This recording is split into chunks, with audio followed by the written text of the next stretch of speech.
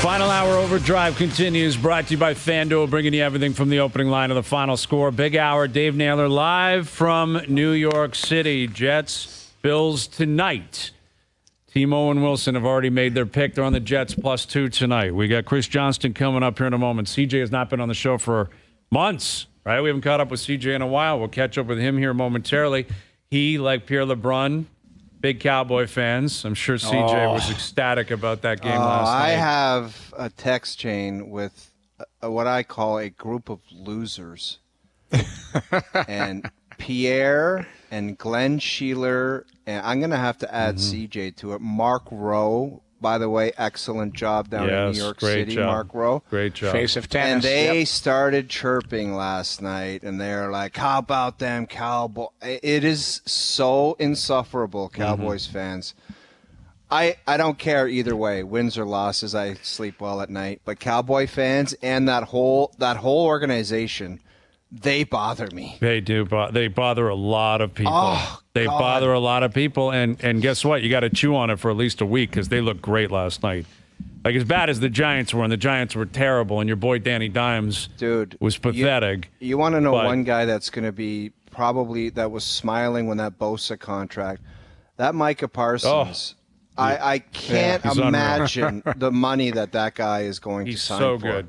And as long as Jerry's alive, he'll actually want to give it to him. Yeah, he will. Yep. Yeah, you're right. Jerry will pay him. Jerry will say, "This is our prize, and I want to make him the highest paid, whatever." That's right. No, he's a stud, man. Like, that defense, they are outstanding. They are outstanding. The question, it's going to come down to Dak Prescott. Is Dak good enough to lead them to a Super Bowl? I think the jury's still out on that, but I expect their defense, that offensive line is stacked. They got weapons. But isn't loaded. Dak? It's a no, though. Isn't Dak can't? As of now, I would suggest no. Yeah, there's I would a lot say no, of Dak Prescott and Josh Allen. They kind of have some of the same questions. Critical times, can they manage the football and can they make the big play? Right. But coming into the season last year, wasn't it Josh Allen's MVP to lose? Absolutely, it was. That's all we talked about. That's all we talked about. And I don't know. I mean, you guys tell me. Was Prescott ever in that conversation? No, not for the MVP. And he still won't be, regardless of what happened last night. Dak's not going to win an MVP. Dude, you never know, man. If he gets it rolling and he's dialed in, that Cowboy Nation momentum, dude. Don't ever say never. I don't think so. Here's why I don't think so, because their defense is so dominant. I think the focus will be, yes, Dak played well, but their defense is so good. That's why they're going to win a lot of ball games. Well, the Eagles' defense was dominant last year, weren't they? Yeah, they were, but Jalen Hurts did win the MVP. Well, he was talked about. He was, and that's the thing about yesterday in the NFC is the Cowboys, the Niners, and the Eagles all won, and they all won on the road, and they all won in tough environments. Now, the Eagles didn't play great, but they still beat New England. The Niners and Cowboys dismantled the Steelers and Giants respectively. Like, coming into the year, I think most people conceded Niners, Eagles, Cowboys. Like, those are the three best teams in the NFC, and you leave week one, there's no reason to change your mind on that. But it's the AFC where it's going to be interesting because one of the Bills or Jets are going to lose tonight. The Chargers lost, the Bengals lost, Kansas City lost. Like, those are the four monsters are going to be 0-1 to start the year. And we all know the stats about going 0-2. So pressure's on them. I kind of watching that New England game. I was checking to see how Zeke would handle things. You know, new environment. At one point, that fumble cost Bill Belichick. First touch. Billy went up to him and said, "I don't know what the hell you think you're doing with that, but don't ever do it again." Yeah. Bill Belichick doesn't respond well to turnovers. Yeah, but still in the NFL, if you're a back, you can't turn the ball over. That's what you see. That's the so many times the ball was given to Tom Brady in similar circumstances that Mac Jones had the football yesterday, and Tom Brady got it done. Mm-hmm. Like, that fan base was used to, like, a turnover, you give Tom Brady the ball with a couple minutes left, he's going to march it down. He's not going to fall short. Well, and they he obviously went 4th did. and 8. Just Brady got it done, and Mac Jones is struggling to get it done. That's the difference. Well, and Belichick gave him every opportunity. Like, they gambled a couple times and turned the ball over on 4th down, where Brady probably would have got that first down. He would have found a way to get it done. I mean, it's unfair to compare anybody to Tom Brady, let alone Mac Jones. But when that fan base has been supplied that level of excellence for so long. I was just noting what he actually did. Yeah, exactly. He got it done there. Every single time. Like, that's what makes him the greatest. It's not the talent is better than other quarterbacks. It's not the mobility. It's that this guy, Tom Brady, almost, it felt like every time. Obviously it wasn't, but it felt like every single time there was a big play that needed to be had, Tom Brady made it happen. You know how many 4-8s I've seen some Brady where he didn't necessarily connect with the pass, but there was a pass interference flag thrown? Yeah, that helped. Oh, my God. Yeah. Like, it was so Phantom often. calls. All of a sudden, first down, touchdown, see you later. Well, Tom could make that mistake, so it's obviously got to be someone else that did. Exactly. We'll throw a flag here. We'll throw a flag. All right, Jays Rangers tonight. Kevin Kiermaier effectively guaranteeing a playoff spot yesterday down at the Dome. I love seeing that. I'm positive about that. You're negative. The O-Dog earlier this afternoon suggested that type of guarantee could lead to some bad mojo. I don't see it. I think there's going to be positive mojo tonight down at the Rogers Center. And to chat about what's going on in the hockey world, maybe a little Cowboys chat, here's our TSN hockey insider, Chris Johnston. You must be feeling pretty good today, CJ. It's not going to get better than this feeling, right? Because I'm prepared to be hurt again by the Cowboys. So having that night last night with no stress other than the first drive before the field goal was blocked was pretty sweet. I had a good sleep and feel great, but I know that the next weekend might not be so kind. Yeah. Did you watch it with your amigo there, Pierre? No, get this. LeBron is on some gig in Vegas right now, so he was watching that in a sports book. Oh, bet you hammered the Cowboys, too. That's the best feeling. When your team wins and covers and you make scratch, then you really love the Cowboys. That's a degenerate approach. He was not answering his phone early this morning. That's my guess. Yeah, I wouldn't be surprised by that. Well, I mean, you're around a lot of Leaf fans. We'll go to the natural progression here. A lot of people compare Cowboy fans to Leaf fans. You happen to be a Cowboy fan. Oh, yeah. Do you see any similarities, CJ, or what? Well, I guess similarities in that they're massive fan bases that are tortured for a championship. But I can't speak necessarily for Leaf fans as much. I find as a Cowboys fan, I never actually believe they're going to win. So, I'm not one of those fans that might annoy you as much because I just always assume something bad's going to happen. I don't know where the Leafs are at on that Richter scale these days. I know Leafs Nation is loud, but I think that the last 7 years have maybe helped them. Maybe it is a good comparison. It's tougher for me to say, but certainly two teams that if ever got the job done, the players that were part of that and the people that were part of that would be remembered for a long time. Well, I was laughing, CJ, before you came on. O-Dog was talking about, a text chain that he has of Cowboy fans and how loud and obnoxious they were. And he's like, God, I hate fan bases that are loud and obnoxious. I'm like, we live in Toronto, right? And we cover the Leafs. Like, there is a lot of similarity. I mean, the Cowboys are larger than life. The Leafs in hockey are larger than life. Like, it's just, it depends on who you talk to. I mean, there are fan bases that they're very passionate. They're very loud, but that's an 8-0 win for the Leafs last night with two, same situation in first game of the season. That the fan base would have been just as loud as Cowboy fans. Yeah, the more you're warming me up to this, the more I buy it because I do think if that was 8-0 for opening game of the season, this would be a pretty interesting show you'd be having here today. Yes, exactly. CJ, I've got a pretty good memory, and I'm almost positive. In fact, I am positive. A couple times last year, you had said, and probably our other insiders had the same notion, that, let's be honest, this is the last time that this group of core is going to be together. Are you somewhat shocked that we're heading into training camp and the band is back together? There's not really, one of the main guys aren't missing? I would say that's fair. I mean, certainly when I was saying that, there was a different general manager in town, and if you remember the last avail that Kyle Dubas did in Toronto, we did kind of mention that he thought it was time to at least consider making a more elaborate move than he had in prior off seasons. So I think that had he continued on that role, it's very possible you would have seen a different type of trade. But with the change at the management level, this has kind of paved the way for the band to be back together. So for sure, if we went back to the end of that Florida series or even entering the playoffs, I probably would have thought that, they were either going to have to take a major step forward. I think they took a small step forward by winning the first round. It's just the way the second round ended up going that gave you kind of the feels of the prior years. I was certainly of the mind that it would be hard to keep everyone together, but here we are.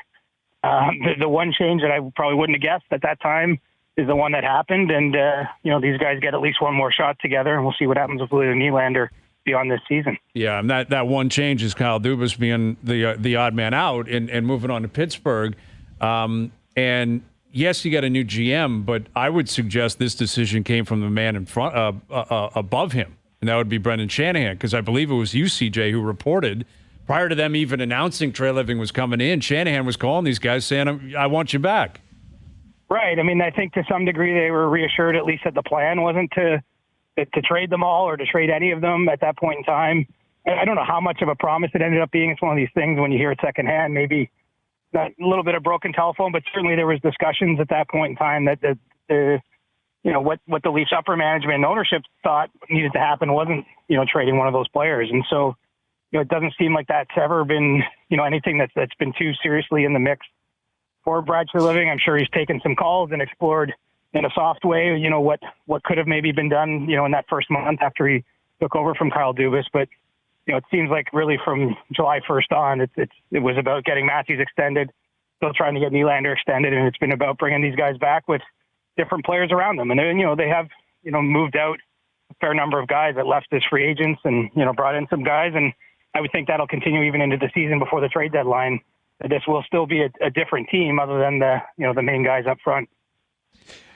CJ, that's where I'm going to go. You mentioned different players. Well, different types of players as well, right? You go and get Bertuzzi, you get Max Domi, you get Ryan Reeves.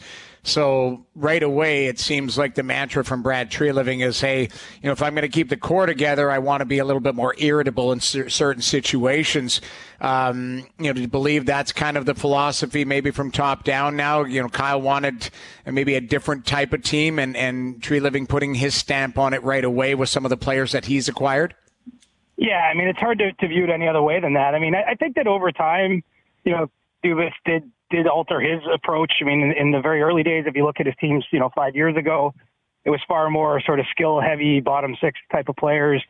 And I do think he brought in some of those elements with the moves he made. But, I think that this will be a little bit more even further in that direction under Brad Treliving. You saw the way, he built out a blue line in Calgary. I think the Leafs defense is still, I'll just be curious to see how it ends up coming together. I'm not sure how all the pieces fit there after bringing in Klingberg, who obviously isn't that type of player as well, to add to the mix. But, I do think that they're going to go a little more in that direction. And to me, it makes sense. If you look at the teams that continually have success, I mean, whether we like it or not, it tends to be, teams that have a little bit of pushback. I'm not talking about fights so much in today's NHL, but, certainly Vegas was a pretty heavy team, and, Florida wasn't getting pushed around by anyone either on their trip to the Cup final last spring. So, I think that you're going to see a little bit more progression that way, to augment the skill and maybe round out the team a little differently. And, ultimately the bet is eventually one of these years it's going to be the right mix and the right year where the big guys really go nuts in the playoffs and at least have a long run out of it. CJ, what's your insider crystal ball say about the Nylander situation? How do you think it plays out? We had Ray Ferraro weigh in last week on what he thinks. How do you see it playing out? It wouldn't surprise me if it goes the long run. I think if there's anything we learned about William Nylander last time around is that, he's not going to be scared into signing a deal. In this era of the NHL, the cap era, he's the only player that's ever gone till December 1st, which is the deadline to sign without a deal as a restricted free agent, and really went down to the last, couple minutes before signing that last contract and, held to his guns and I think got a number closer to what he had wanted all along. I think that, now he has the hammer, so to speak. He's got leverage coming off a 40-goal, 80-point season. That leverage could go away, I guess, in a world where he struggles this year. If the points or goals aren't there for him, it might end up weighing on his shoulders. But I just think that he's sort of impervious to a lot of the things that go on in the city in terms of the discussion around him, what the fans think, what the media thinks. I think he'll stick to his plan, and that might ultimately see this drag on. But, I also do expect him to stay in Toronto ultimately. And so, I'm sure the Leafs would prefer to get it done sooner than later and have it even removed as a question or a conversation point even prior to training camp. But, unless they're willing to make a pretty big jump from where they've, where talks were much earlier in the summer, then I think that this will probably just play out through the season, and we'll see where things get at, as we get into, next year and to the summer. I just think that Nylander is one that will be comfortable taking it right to the wire, and that probably will serve him best, especially if he has a good year on the ice. With Chris Johnston, our TSN hockey insider. News out of Vancouver today. Quinn Hughes announced as the new captain of the Vancouver Canucks. Do you see this as kind of a situation where he's under term for another 4 years, but basically they're suggesting we're committed to Quinn Hughes long term, and they're hoping to build around Demko, Hughes, Pettersson, and see where it's going to take them in the future, or is it just simply they need a captain, he's the right guy? Like, what do you read into this decision today?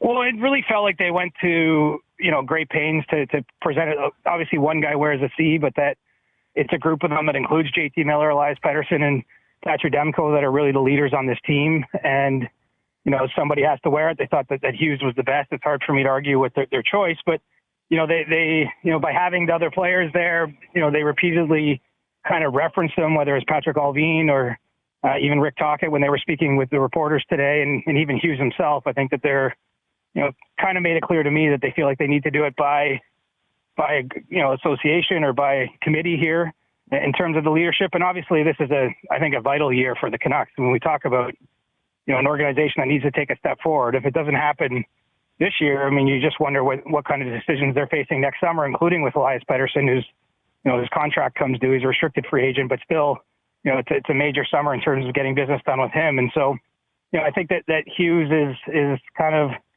the right voice, they feel, but ultimately it's all those players. And, with Miller at least and Hughes, both those guys are signed long-term. There's no reason to think they won't be around. And so ultimately I think the goal will be to get Pettersson signed and have Hughes be the one taking most of the questions wearing the C. Right. Yeah, I don't see Vancouver being a playoff team this year. We were talking about it last hour, CJ. I think they missed by 12 points last year. They obviously had that terrible start, and everyone was waiting for, what's going to happen with Boudreau? When are you going to finally pull the pin? It was a really awkward season. Well, didn't they get Demko not until he was injured a large portion of the season, but they didn't miss by a couple of points. They were not really close. And you got Vegas, Edmonton, LA, Seattle in the division.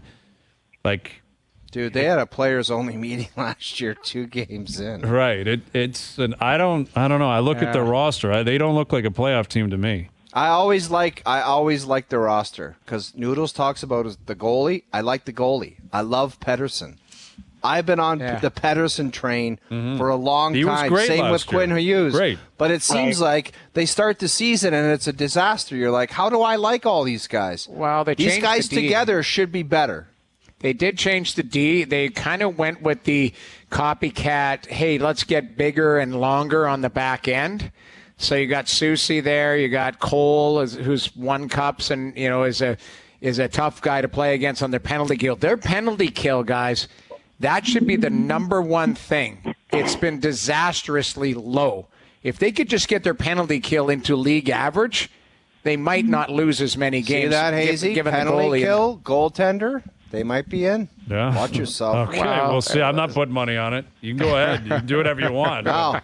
There's a 500 on it right there. Oh, yeah? You think Vancouver's getting in? The Canucks get in. All right. I'll take that action. Go ahead, CJ. How do you respond to that? You're even-keeled? Well, I just feel like a lot has to go right for that bet to cash. That's right. Put it that way. That's right. Well, CJ, he also bet 500 that Columbus was going to make it too. Yeah. So there was that we had to I'll have to go back on the tape for that one. We'd have to revisit that. He's got Danny Dimes winning the MVP for 500. It was a late June comment, I think. That's what it was. Is it a late June near the end of the season? It's like Columbus is going to make it 500. I'm like, he might want to do over on that one. CJ, but you never know. Let me ask you this, CJ. I was going to say, are you like the guy at the casino that's trying to win his money back? You're just making all kinds of crazy Exactly. I want to ask you one thing, $5,000 on double zero. Spin it. CJ, I know you're a hockey insider, but I want to ask your honest opinion. When you were watching Danny Dimes, what were you thinking? Danny Dimes. The quarterback for the Giants. Not everybody knows him as You probably think of some guy in Columbus was probably Daniel Jones, the quarterback of the Giants. What do you think when you watch that guy play football? Well, I mean, I was kind of embarrassed for him after it went on. I mean, quite honestly, and he looked scared. I don't blame him. The Cowboys are just shredding his line apart, but yeah, didn't strike me as the sort of guy that I'm expecting to bring a Super Bowl to New York. Put it that way. No, it's not going to happen. It's not going to happen. And yet he makes 40 sheets a year. Right, that's the cost of doing business, man. I mean, quarterbacks get paid more. What do you want me to tell you? Dude, quarterbacks get paid. Look at Brock Purdy. You found something different. You don't just say this is the cost of doing business. And Purdy's going to get money. Like, if Purdy keeps playing like this and they win, eventually the Niners are going to have to pay him. Then you move away from Danny Dimes and you look to give the money to somebody else. You don't just give it to him and say, oh, this is what we got to do. This is the Bryan Hayes cost of doing business. Listen, they made the playoffs last year and he had a good season. They were never going to cut bait. I'm not a Danny Dimes supporter. I don't think he's a good quarterback. I don't think they'll win with him. But you got to have a quarterback, right? You have to have a quarterback. It's like Dak Prescott. Sorry, CJ. You're catching shrapnel here, but I don't think Dak is a great quarterback. I think he's a good quarterback. I don't either. If I'm being honest, I mean, I can't believe he makes $40 million. I didn't know that on Danny Dimes. Yeah, so he's cashing a $2 million check this week after that. That's right. Yeah, he made $2 million cash last night for putting a bagel on the board at home. That is unbelievable. The economy, inflation doesn't exist when you're Danny Dimes, right? No, it's all and when we're talking about hockey players and their salaries, I mean, it's not even the same league. Not even close. Not even close. He's making almost 4 times more than Connor McDavid. Connor McDavid. McDavid would have been a better quarterback last night. Forget hockey player. Anyway. All right, CJ. Good having you back, buddy. We'll do it again soon. All right. Look forward to it, boys. Chris Johnston, our TSN Hockey Insider. Our best bets brought to you by FanDuel coming up. Hazy, do you think in the future there could be some kind of, since everything is a math equation, it's like, what is the WAR stat? Wins above replacement. Wins above replacement, yeah. What is that? Like, does it detail how you help the team win? Yeah, yes. In fact, it would be based on what the average player in the league would supply. Why isn't everyone's salary just based on that? All pro sports, it's like, what do you do to factor into a team's win? And that's how the salary scale works. I think that would be a blast, man. But you guys were a part of the union. You think they'd ever accept that? No, with injuries and stuff. I've always had this philosophy that everyone should get paid, and this will never fly because. But say NHL, let's do that. Everyone makes $2 million a year, but you cash your checks based on your production at the end of the year. So if you win the scoring race, you make $15 million. If you win.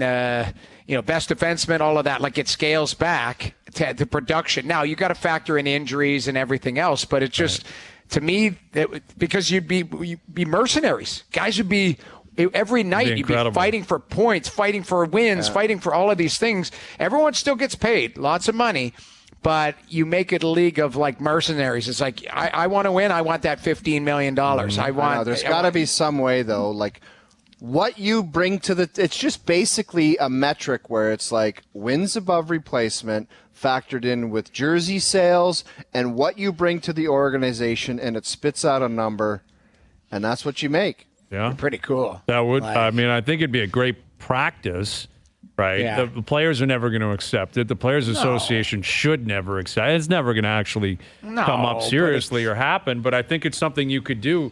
Every season you could go back and look at that. Like, you could come up with some sort of algorithm that you pump into the computer, and it will tell you exactly what everyone should be making.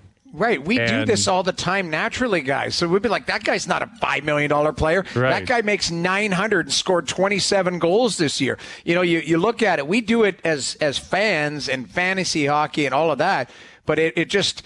If it was like that, year-to-year contracts, now you need security. Believe me, I'm actually talking myself out of it, but it would be very unique. I think it would be pretty cool. Well, you know what? The flip side of it, because you sit there and say, okay, that's great. That means the guy went out and actually earned his production. Some owners would have to pay more money than they actually are, right? Like McDavid last year would not have made $12.5 million. Like, you talk about wins above replacement, that cat would have been making $25 million last year. That would have been, $30 million a year. Yeah, it would have been an outrageous amount of money based on, the parameters of a wins above replacement in retrospect, matching a Hart Trophy, an Art Ross, jersey sales, primetime games, ticket sales, buzz around. Yeah, but for that contract, think of all the studs that stunk to join now. That's the thing. It would go the other way. There's $100,000. Yep. See you later. It would go the other way. Jonathan Huberdeau would have got paid. He'd be paying less. the Flames. But he'd be paying the Flames.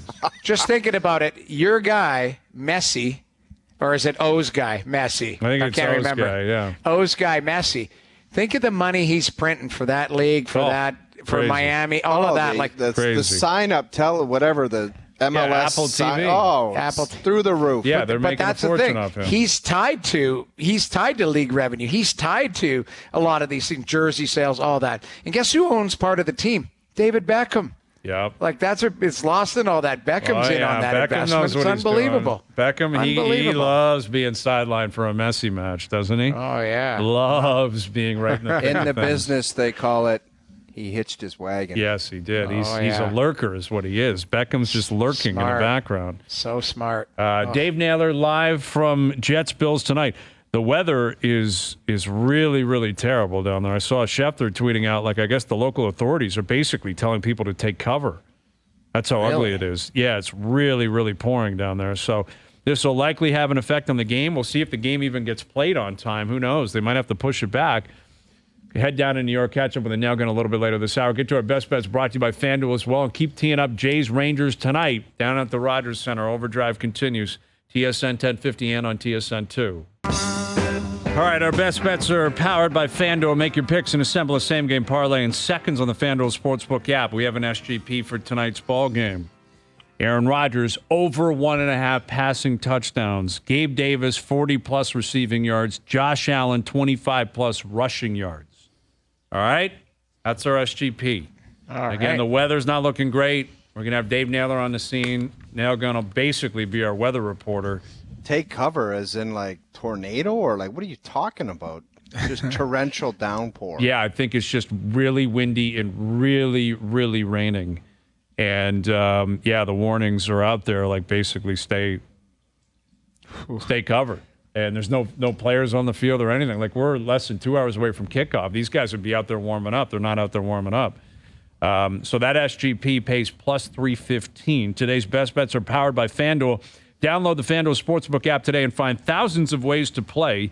Please play responsibly. Must be 19 plus and physically located in Ontario. We haven't had a Damian Lillard update in a while, but Shams Charania has tweeted out that Dame will not report to training camp if he's traded to a team other than Miami.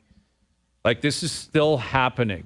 It's crazy. They had an investigation into his agent and into Dame about him basically poisoning the whole process. And I guess Shams said, quote, at this point, the only two training camps that Dame will report to, in theory, are Portland and Miami. And I guess he went as far as to say in the report that, hypothetically, let's say a team like, Toronto were to acquire Dame, he would just simply not show up. Which, again, this is the issue that the NBA has. We referenced an hour ago that the competition committee is putting forth a rules suggestion to actually make players play, right? They'd like guys to actually play the sport of basketball. Yeah, and dude, you're not a UFA. You can't, you want to trade, that's one thing. But once you decide you're packing it in a team, the ball's out of your court, man. I know. I'm sorry. You can't just say it's got to be Miami or else I'm not reporting anywhere else. If I'm the owner of the Portland, I'm just screw this guy. Let's get him out of here. Then he's not our problem anymore. Yeah, this is the thing that bothers me about, you make a trade demand, happens a lot in pro sports. It happens a lot in the NBA today. If you have a full no trade, full no move, I don't love that you dictate where you're going, but you do have that right. You do technically, contractually have the right to basically pick through who you want to actually deal with. Damian Lillard does not have that. He signed a lucrative deal. He's making a fortune. He does not have a no trade. He does not have a no move. You have 2 years left on your contract. If you want out, and he's made it abundantly clear he wants out, fine. Ideally, you go to Miami. I'm sure they're still willing to work that deal out. But if you end up in Toronto, if you end up in New York, Chicago, wherever, go. Like, Are you kidding me? This is ridiculous. And if I'm pissed off at the guy, which I would be if he just said I'm out of here, I would trade him to the least Miami destination possible. Right. Well, the least. Especially if Miami's trying to shortchange you, which I'm sure they are, and why wouldn't they? If they're working in conjunction with Dame and his camp to say, hey, let's sandbag these guys, and you tell everyone you're not going anywhere, so they're not even going to pick up the phone. That's what is so troublesome here. And that's what, again, gets back to the ownership in Portland. They have to be furious with this guy. Yeah, they have to be. They have to be. They've paid him a fortune. Yes, you're upset. You don't like the direction of the team. You wanted them to trade the 3rd overall pick. They didn't. All right, you want out. Fine. But you can't sandbag the whole process to the point where Miami is the only trade partner and they're not going to offer anything because they know you don't have another choice. It's ridiculous. Yeah. Well, isn't the play just let him sit at home and he makes zero money? Well, I guess, yeah. And then, how long does he want to do that for? That's a good question, and you have to ask yourself, that's a two-way street. How long does Portland want to do that? Have an asset that's not doing anything for them and just sitting at home. But this is what Adam Silver's got to figure this out. He's got to figure it out.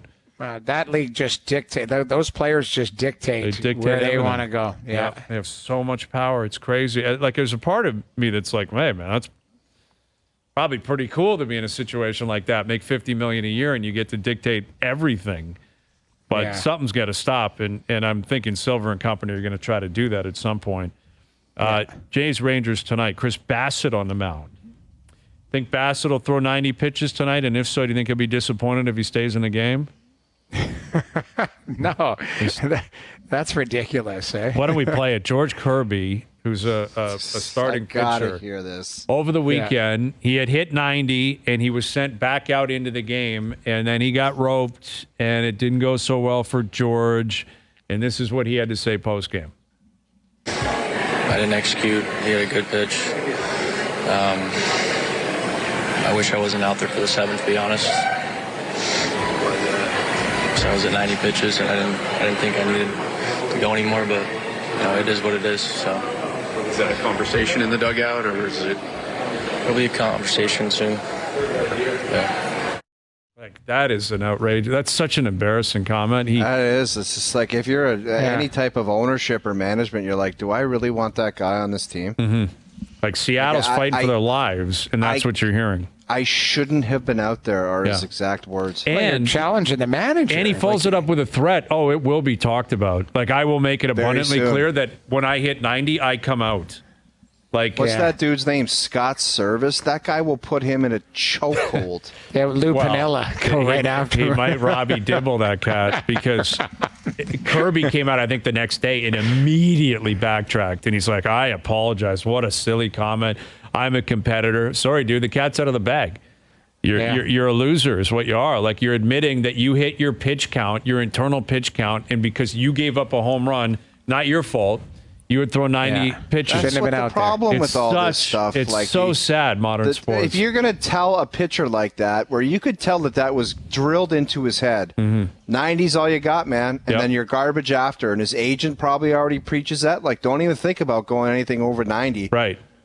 So not my fault. I hit 90, man. Go talk to the pitching coach. Go talk to the manager. Like, that was basically what that was. Yeah, we lost, and I was a part of it. Comment to say I shouldn't even should not have been out there. I'd already thrown 90, and that was enough. And I will be talking about it. Wouldn't you expect to hear from an athlete to say, it was one of those nights where it was over 90, but I would have thrown 120 if I had to. Exactly. I'll do anything for the team. We're in a race here to make the wild card. That's a sad story right there. It is. It is the personification of modern athletics.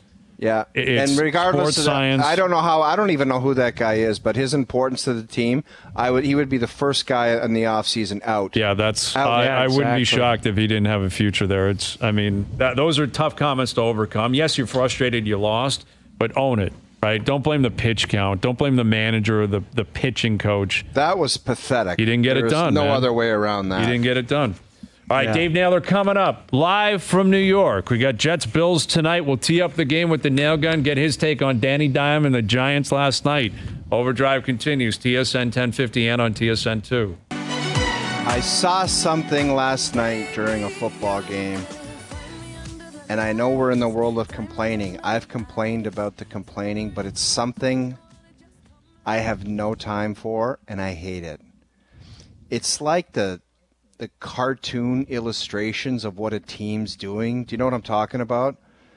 It's like they had like Danny Dimes driving with a garbage truck, like cleaning up the garbage, and they were talking like it's like a cartoon illustration of like sports and where the team was and where they're going, and it's like cartoony, and I can't stand it. You're not on board with that? You don't? Do like you that know what type I'm of, talking about? I somewhat know what you're talking about, but not really. Was It's that like during they'll have NBC last night? It would like they'll have the organization and they'll have like Transformers, like, oh, this was how much damage they did last year. Right. That's just the effects, though. I don't think any football fan likes that. I don't think they like it. I don't have a big issue with it, I got to be honest. You complain about complaints, and now you're complaining about like a... Well, Danny Dimes driving a garbage truck and picking up the garbage? Yeah, it was like, here was Brian Dable's like cleanup list, and it had like Dable driving a garbage truck, and it was like, clean up the turnovers. Yeah. Then the garbage truck cleaned up the turn. I don't know. I think it's stupid. I hear what you're talking about. Like, they got all season. They try to add something new every year. It's a wrinkle, right? It's a wrinkle. And maybe it doesn't go over well. Maybe they get rid of it after 1 week. But that was the scene of the crime last night, man. That Cowboys team, they rolled in. They were ready to play. They laid a beating on the Giants last night. And now you got the Bills up against the Jets down at MetLife. We head down there now. Here's our main man, Dave Naylor. The weather sounds like it's been ugly down there, Nail Gun. Any chance this game goes off on time, or what are you hearing leading up to kickoff tonight? Yeah, I think we're going to be good. I mean, when we came into the stadium around 5 o'clock, there was a rotating message over and over telling fans that they had to go to the concourse and people to get off the field. I mean, they were throwing Adam Schefter off the field, so you know it was a big deal.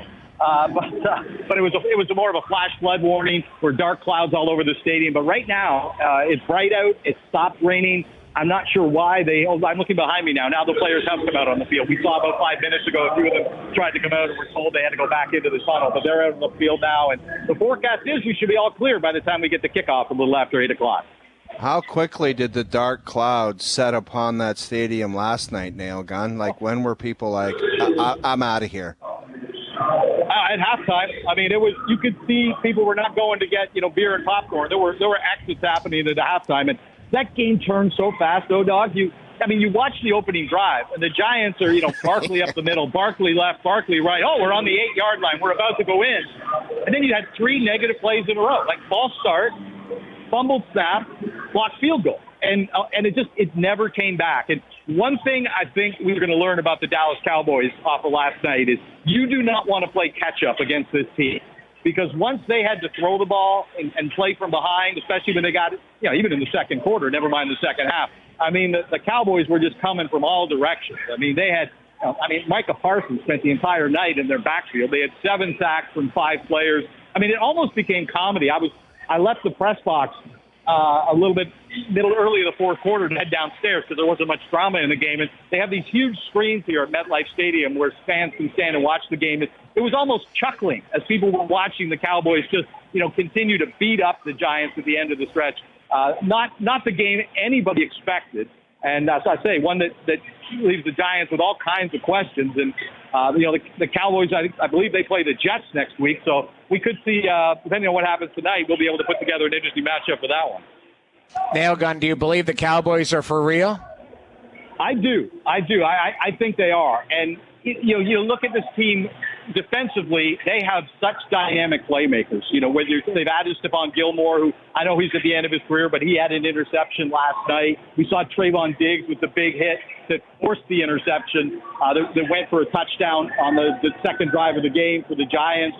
The question is going to be offensively. And look, they want to throw the ball more deep. That was one of the things that happened this year with Mike McCarthy taking over the play calling. They've talked about it all through training camp that they're going to take more deep shots. Really didn't get an opportunity to see that, when you're up 30-0, not taking a lot of deep shots. But they did take a few last night. There was a busted coverage where they hit CeeDee Lamb for 49 yards. They had another play that resulted in a 37-yard pass interference play. So they're calling it they play a West Coast offense, but they're kind of spicing the West Coast offense with that sort of vertical element. And I believe Dak Prescott has referred to it as the Texas Coast offense. So it's their own version of it. I do think the Cowboys are for real. Micah Parsons, his first 2 seasons, has been runner-up defensive player of the year in the NFC, and I think there's a very good chance he wins it. And you look at some of the other players on that front, DeMarcus Lawrence and some of the others that were in on the sack game last night. I think the Cowboys are going to be a very tough out this season. With Dave Naylor. So, Nailgun, this time last year, everyone was handing the Bills a Super Bowl. Everyone was handing Josh Allen the MVP. And we saw how it all played out. They still, won their division. They still made the playoffs. But it wasn't a great year overall for the Bills. It was not a great year overall for Allen. And now this year, it feels like things are very quiet, if not concerning, surrounding the Bills based on maybe some infighting, maybe some uncertainties of certain players' security long term. What is your read around the club, and might this actually be a positive that the Bills aren't necessarily on everybody's radar this year? Well, I think the Buffalo Bills do their best work in the shadows. Not as front runners on the opening night of the NFL in LA and that kind of thing. And it really did sort of play out according to script early on. I mean, look, the Bills had a good season. They lost 3 games by a total of 8 points. Any NFL team would take that. Mm-hmm. What they didn't have was the other thing that every team wants to have, and you hear coaches and general managers say all the time, and that is we have to be playing our best football at the end of the season. They didn't do that. There's no question about that. And in fact, when I was at training camp this year, I asked Brandon Beane, the general manager, about that is sort of a mandate for every team. We have to be playing our best football at the end of the year.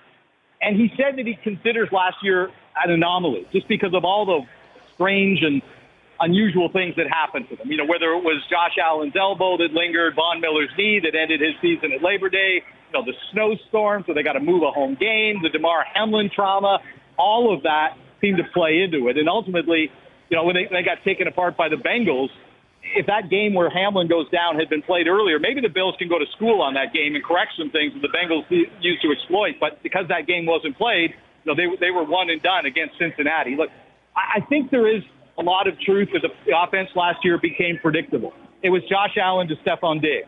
And, the secondary receivers really didn't live up to their billing last season. Dawson Knox, for a guy who just signed a 4-year deal at $14 million a season, didn't have a very productive year. But they've addressed a lot of those things. I mean, I think we're going to be talking about Dalton Kincaid, the rookie tight end of the Bills, a lot this year. I mean, this is a guy, deepest tight end draft maybe in NFL history. He's first one off the board. He's as much a receiver as he is a blocker. He can line up in the slot. He's got complementary skills with Dawson Knox. So you're going to see a lot of that 2 tight end set, which is not what the Bills have done in the past. And that may open things up for Allen, give him more options. You've got James Cook taking over a running back who's a more dynamic player than Devin Singletary has been over the last several seasons. It added a couple other receivers in Deontay Hardy and Trent Sherfield as well. So, look, this team was the 4th highest scoring team in the NFL last year. And they made a lot of changes on offense. So it's not like they've stood pat on this. I think that the idea is just make the offense less predictable so that they don't, when they get into critical situations, it's not always Allen to Diggs. Diggs is going to be the focus of his offense. And you're going to hear about it if he's not. But they just have to make those complementary pieces more efficient and more effective. All right, Nailgun. We'll leave it there, buddy. It's going to be a fun one tonight. Aaron Rodgers and the Jets. Aaron making his debut. You'll be on the scene. We'll catch you on SportsCenter tonight. Well, hold on. Whoa, before we go, I got to know what Owen Wilson is picking for tonight's game. Oh, God. Because that's the well, I'd actually like to thank you for bringing that up. Sickening. We are on the Jets tonight. Thank you for bringing that up, Dave. And O-Dog did not text me before this appearance. The Jets +2 tonight. Enjoy it. Thank you, Nailgun. Thanks, guys. Take Dave care. Naylor. Man, it's made its way down to the States now. People wondering about We Owen are Wilson. stateside. Owen Wilson is stateside. You guys have gone international. Wow, this is it, man. How long have we been talking about Aaron Rodgers, right? Leaving Green Bay, finally getting to New York, the Jets. Are you going to hate watch? You hate watching it? I'm looking forward to the game tonight. Honestly, he was a great Packer. I loved him as a Packer. He's a great player. I'm not rooting against him. I've made that clear. I'm not rooting for him necessarily, but I'm not rooting against him. Guy brought you a championship, He man. sure did. And a couple MVPs. They were competitive every year. He's a great, great player. I don't hate on Aaron Rodgers at all. I don't. I'm fine with him leaving, though. Like, it's fine. He moved on. Jordan Love, he's a stud. Talk to the Bears about that. And we'll see. I'm quite curious to see how Rodgers and company compete tonight And it's going to be a great game. It should be a great game. Considering what happened last night, anything's possible. Weather has to clear up. The weather, there'll there'll be excuses out. Yeah, the excuses. Yeah, I think the weather's going to be a big factor tonight. Yep, we'll see what happens. All right, thanks to everyone behind the scenes. We appreciate it. Everyone for tuning in today. Radio, TV, podcast, web.